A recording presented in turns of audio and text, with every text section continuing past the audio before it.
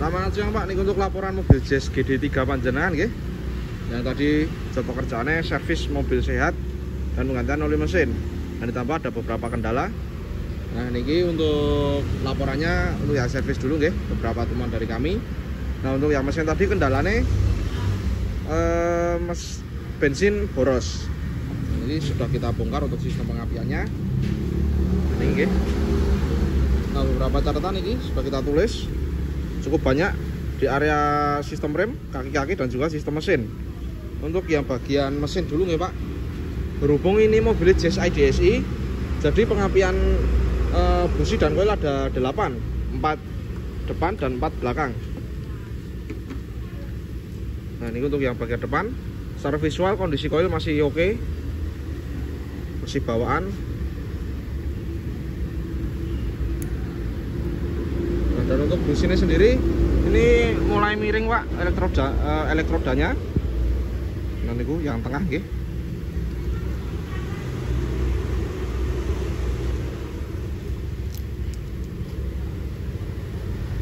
Dan kondisi warna busi juga hitam, menandakan boros.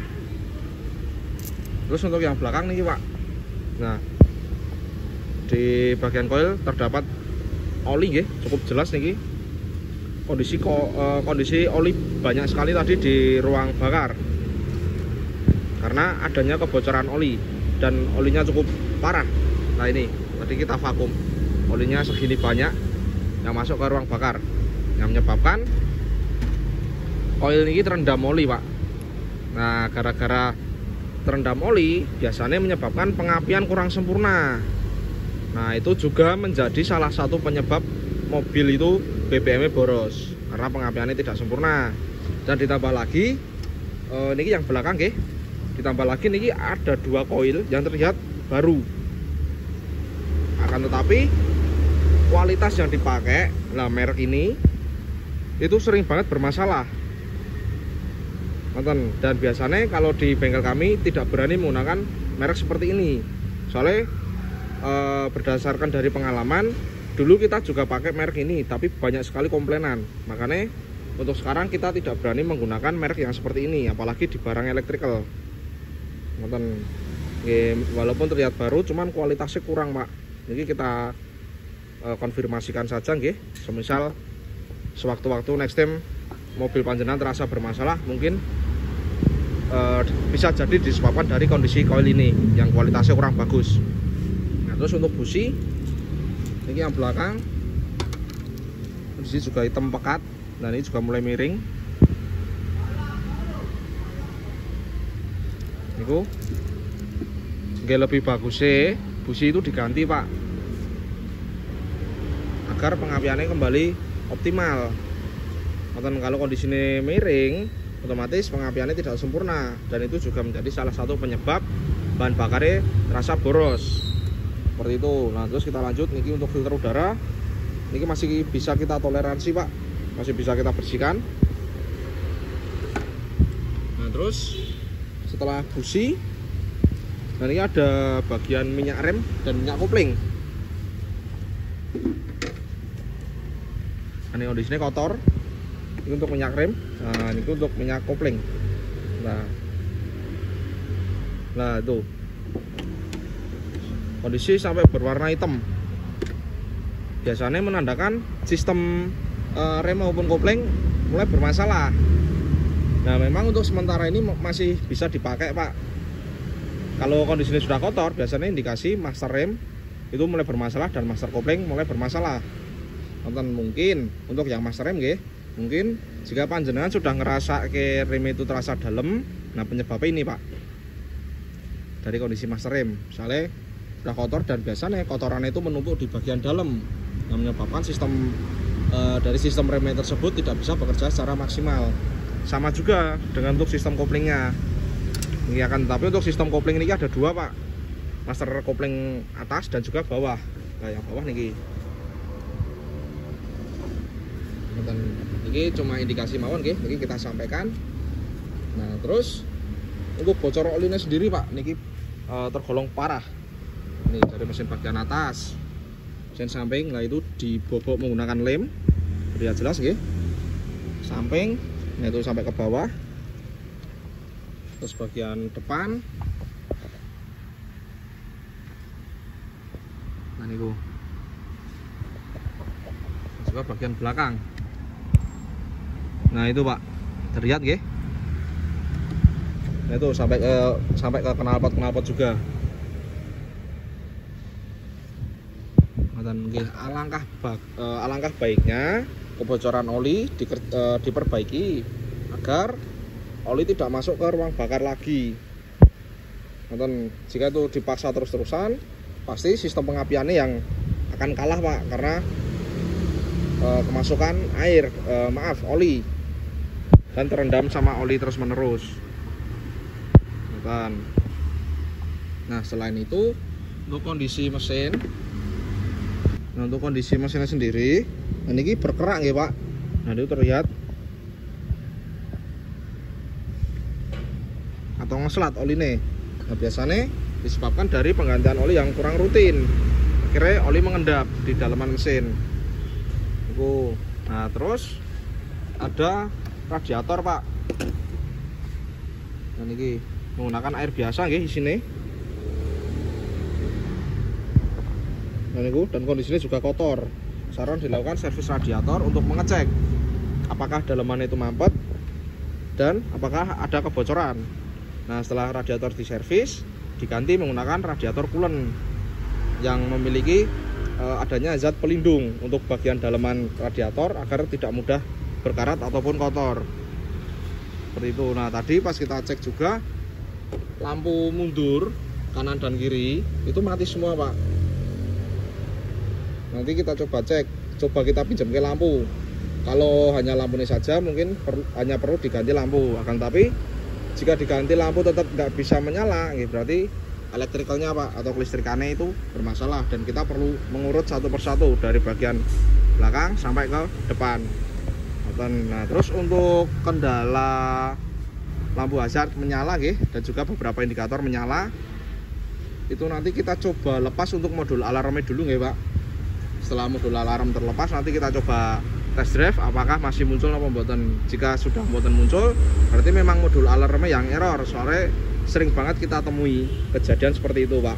Akan tetapi setelah dilepas untuk modul alarmnya kendala masih timbul, berarti mau nggak mau harus dilakukan pengecekan.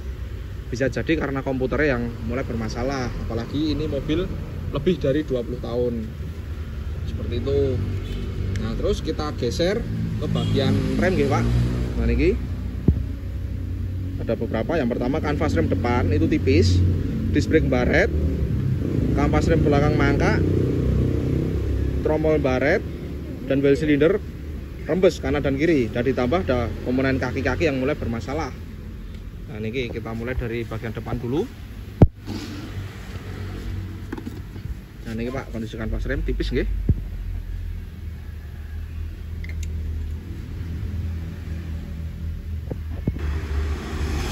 Nah dan untuk merek kanvas remnya sendiri ini juga kita baru nemui pertama kali ini Pak, dan kualitasnya kurang bagus. Nah untuk disc brake ini Pak, kondisinya baretnya parah, bergelombang parah, dan kondisi disc brake ini tipis. Nah ini biasanya kalau di tempat kami, kalau disc brake baret itu bisa dilakukan bubut atau perataan ulang. Nah, tapi kalau kondisinya sudah tipis seperti ini, beresiko Pak, disc brake akan habis kalau dibubut, dan pasti akan beresiko pecah ketika dipakai jalan. Kalau mau dipakai terlebih dahulu bisa Pak, hanya cukup diganti kanvas remnya saja. Akan tetapi pasti akan ada efek karena disc brake-nya tidak rata. Yang pertama pasti akan timbul bunyi ketika direm, dan yang kedua pedal rem terasa getar, dan yang ketiga cengkraman rem pasti kurang pakem karena permukaan ini tidak rata. Nah terus untuk bagian kaki-kaki, yang pertama itu ada rekstir Pak, oblak, dan juga ball joint yang bawah niki oblak.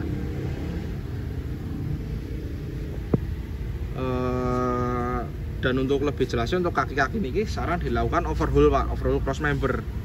Nanti baru terlihat apa saja yang bermasalah. Seperti itu. Kita geser ke depan kiri.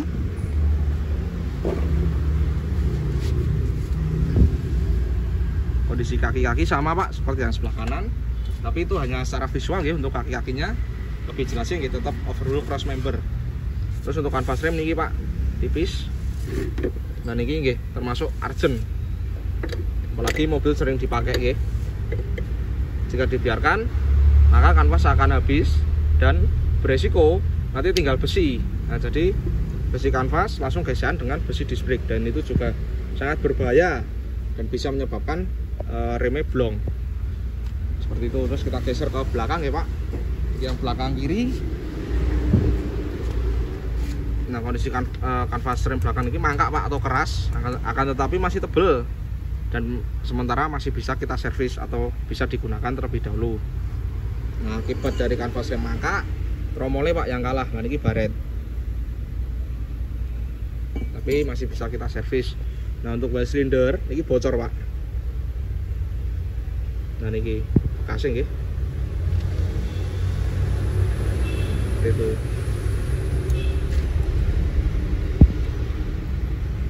Nah ini Pak ya jelas nggih. Untuk sementara waktu masih bisa digunakan, akan tetapi jika dibiarkan lama kelamaan pasti kebocorannya tambah parah. Dan minyak rem ini kan bahannya keras Pak.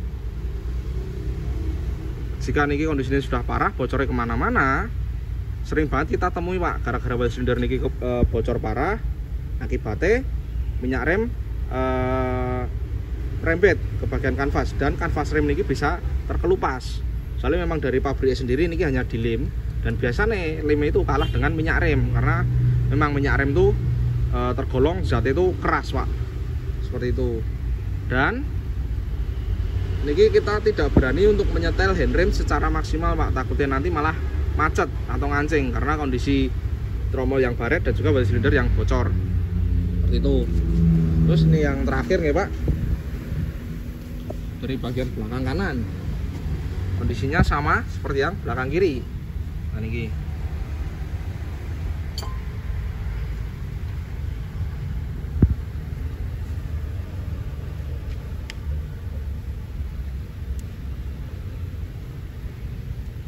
tapi tidak separah yang belakang kiri. Dan ini ya Pak untuk well cylinder yang belakang kanan. Nah mungkin itu Pak beberapa temuan dari kami nggih untuk kondisi mobil Jazz GD3 panjenengan. Nah untuk yang terakhir Pak, maaf kami lupa, untuk yang wiper tadi pas kita cek itu tidak bisa maksimal juga Pak niki. Jadi pas kita aktifkan wiper mau naik, nah harusnya kan langsung turun ke bawah Pak, tapi tadi berhentinya di tengah-tengah. Jadi nanti kita coba setel dulu, bisa normal seperti sebelumnya atau tidak. Kalau bisa normal ya mungkin cukup di setel saja, tapi kalau sesudah di setel tetap nggak bisa maksimal, berarti ada komponen lain yang menyebabkan wiper tidak bisa bekerja secara maksimal. Ini seperti itu Pak laporan dari kami nggih. Monggo jika ada yang ingin ditanyakan bisa follow up langsung sama admin kami. Sekian laporan dari kami, terima kasih, selamat siang.